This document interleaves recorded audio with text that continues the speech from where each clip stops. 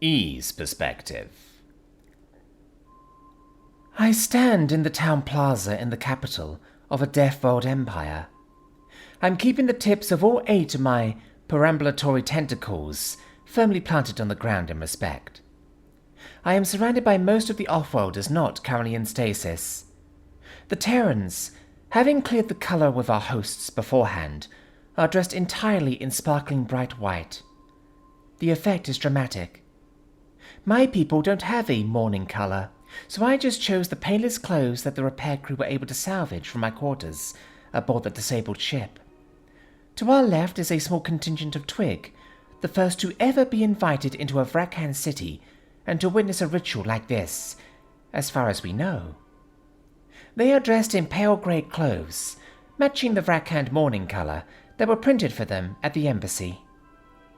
All around us stand thousands of Vrakhan, some giving us dirty looks, some crying blue tears, most just looking down at the ground somberly. To our left is a long road with a procession, around halfway between here and the palace, slowly making its way in this direction.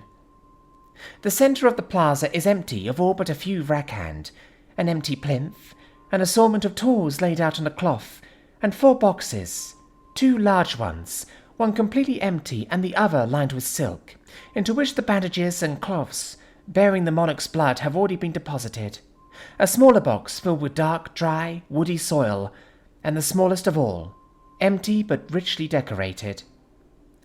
On the far side of the audience from us is an orchestra entirely composed of Vrakhan boys. Most bear stringed instruments, but a few have percussives, such as one with a log drum and one with a water drum. As the procession nears, they begin to play. There is no people yet unknown in the galaxy who don't have any concept of music. Song is universal to the sapient experience. My people, the E, having vocal anatomy that restricts us to a single phoneme, our language, E, consists entirely of song. When I was a child, I was told that fact made us the galaxy's finest songsmiths. That perception changed after the war. Anyone could tell that Terran music was simply better, that our technical exactitude in constructing instruments, the fastidious way we arranged our compositions, and the precise care we were able to take in singing and playing our songs was simply no substitute for the emotional power that even a relatively unskilled Terran could pour into their craft. Hearing the Vrakhan play their dirge makes it very clear they are deaf-worlders. The un-Terran design and materials of their instruments, as well as the anatomy of their hands, result in their songs sounding nothing like Terran music. Nevertheless, it too has that same raw, emotional power that makes me feel as if all 3 of my hearts were about to rip themselves in half. The sound resonates out across the river and echoes back from the hill on the far bank in a way that only layers further depth into it. Just when I feel like I might be about to collapse from the intensity of my emotions, they begin to sing. Yasmin's perspective. My shoots out to catch the squid girl as the song of mourning brings her to the point of losing her tentacles. She's light. I'd estimate her to be about half my mass, though I have no idea what she's set her gravity field to, so I can't be sure. You alright? I whisper sing in E. My command of her language isn't good enough yet to allow me to understand her answer, but it sounds like a reassurance, so I just keep propping her up until she's able to recover. Her species are uniquely susceptible to the effect of music, and it seems as if the Vrakhan song is simply too much for her to handle. It's strange. I consider myself to be nearly fluent in Vrakhandic at this point, and yet I can't understand a word of this. None of those I've spoken to have volunteered being able to speak any other language, but they all seem to know the words to this song that shares very little in common with Vrakhandic featurality. This language is far less guttural and has much more of a syllabic meter, like Italian or Japanese, rather than the phrase metering of English and Vrakhandic. There is always the possibility of the lyrics being nonsense, but that's not how it sounds. I'll have to talk about it to Jay, Lilith, Bjorn, and Strick later. This could be a promising avenue for exploring their history, but I think it would be a touch inappropriate to bring up with any Vrakhand at their monarch's funeral. Cuchulainn enters the town square, just ahead of the litter bearing her father's body. The nature of Vrakhandic funeral practices means that he is entirely nude. It is slightly odd that they are so conservative about their nudity most of the time, and yet no one seems to have any reservation about seeing their king's body without a scrap of silk to protect his modesty. The post-mortem tightening has curled his legs under his hindbody and his head downward, disguising the wound at his throat. The undertakers have taken their best to clean the blood out of his fur, but there is still a noticeably blue stain in the grey of his chest. The two of his daughters, acting as the man's pallbearers, bring him to the plinth and set him down wordlessly. The music ceases and Cuchulainn sits on his far side, the butchering tools at her right.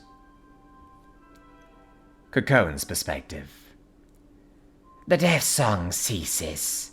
I can't cry. My people need me to be strong right now. They need to see me being strong for them. How many have I butchered in my life? This needs to be no different. It doesn't matter that this is the man who gave me everything I have, everything I am, the one who taught me all that I know. It doesn't matter that he's been a fixture in my entire life, and ruler of my realm since before I existed. If my people see me despairing, it will bring them to despair. Once I'm sure that my voice shan't crack, I address his body, shouting loudly enough for all my people to hear. Father, in life you gave all that you had for your people. With the wisdom of age, you led us judiciously. You wielded man's softness and compassion to provide for your people, but also knew when to allow women's strength and ferocity to be unleashed in their defense. You were a man who never balked at what was required of you. You did your duty to the last, and gave your life for the noble end of protecting allies from danger, a distinguishment few women and scarcely any men will ever claim. And now, Father, I must ask you for your last favors. I bend to pick a pair of iron tongs from where they lie, beside the other tools.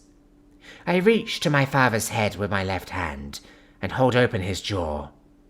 Inserting the tongs into his mouth, I clamp them around his lower toothplate.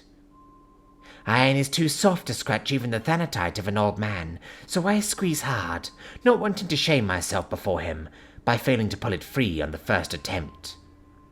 I yank it free of his skull in one clean practiced motion, and hold the tongs aloft to show it to my people. 2,662 voices roar, bitterly, as seen the first of my father's last gifts. Out of the corner of my eye, I see the off-worlders mostly manage to keep themselves from startling. The Twi'lek are less composed, but quickly manage to contain their shock at the outcry.